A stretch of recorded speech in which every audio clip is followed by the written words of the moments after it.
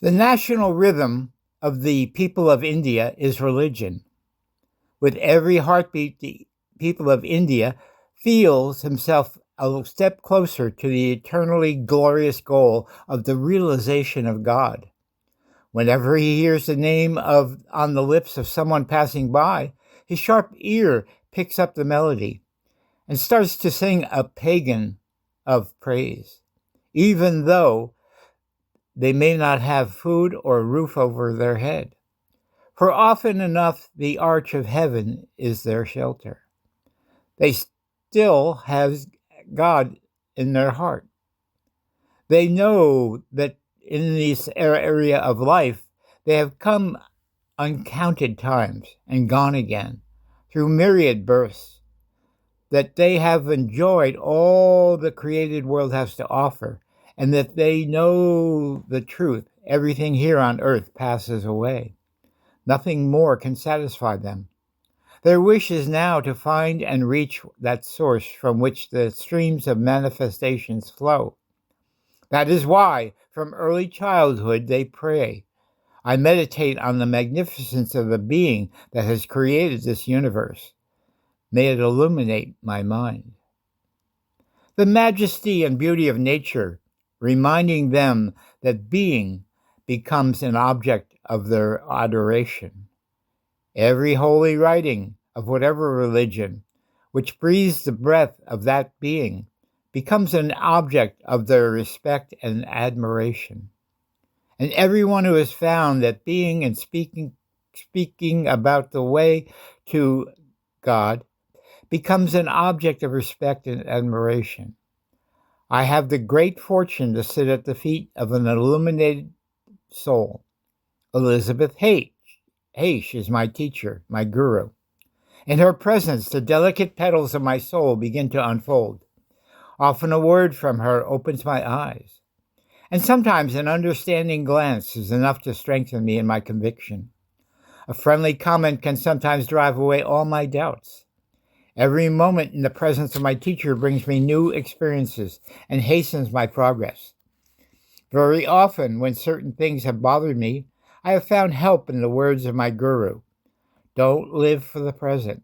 Don't allow transitory things to influence you. Live in eternity above time and space, above finite things. Then nothing can influence you. In the presence of my teacher, I enjoy absolute independence of thought.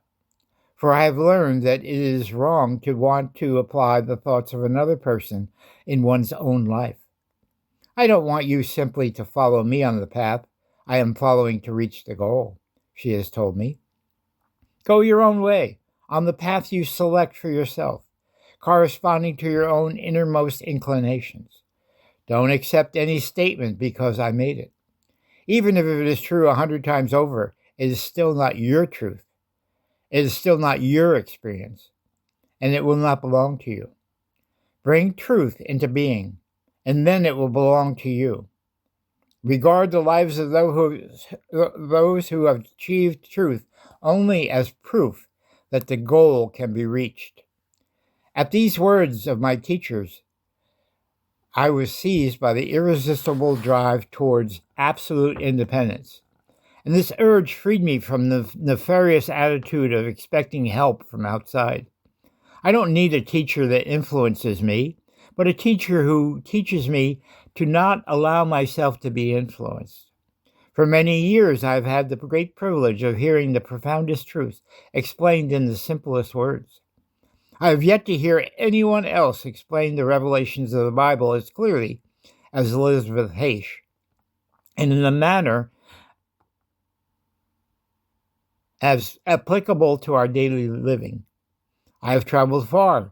In all my travels, no priest has been able to explain the true meaning of these revelations, even though I have asked hundreds. How, after all, could they, if they have not reached the kingdom of heaven within? How could it be otherwise as long as they have not experienced within themselves the truth of the sentence, "Ye are the light of the world"? As long as they do not recognize, "Ye are the living temple of the Holy Spirit." Hundreds and thousands have attended the weekly lectures and meditation groups led by Elizabeth Haich. It has been the wish of all of us to possess her teachings in book form. Through the experience of each lecture, our souls thirsting for truth were enriched to an undreamed of extent.